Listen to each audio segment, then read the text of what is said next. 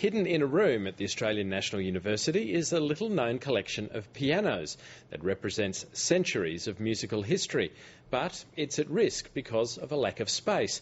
Pianos arrived in Australia with the First Fleet, but many of the most historic instruments are now being snapped up by Asian buyers. Every instrument in this room has its own voice and its own history. Concert pianist and music professor Geoffrey Lancaster is their guardian.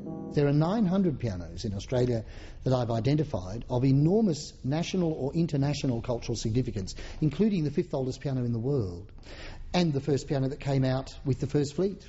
He's the ultimate piano man, in charge of this collection at the Australian National University. Australia's largest public collection of working historical pianos. The oldest is this English square piano from the 1780s. It was designed ostensibly to enable young ladies to accompany themselves singing. It was portable, had a very sweet sound, as you'll hear.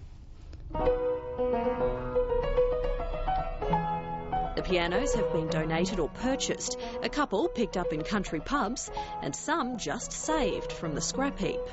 The worst case scenario for a lot of historical pianos is, oh, well, that's Aunt Maud's old piano, we don't need it anymore, we don't play, and it looks old and decrepit, we'll throw it out onto the dump.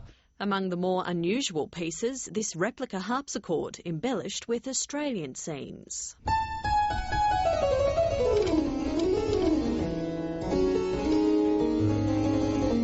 The pianos just keep coming, and the university is running out of room.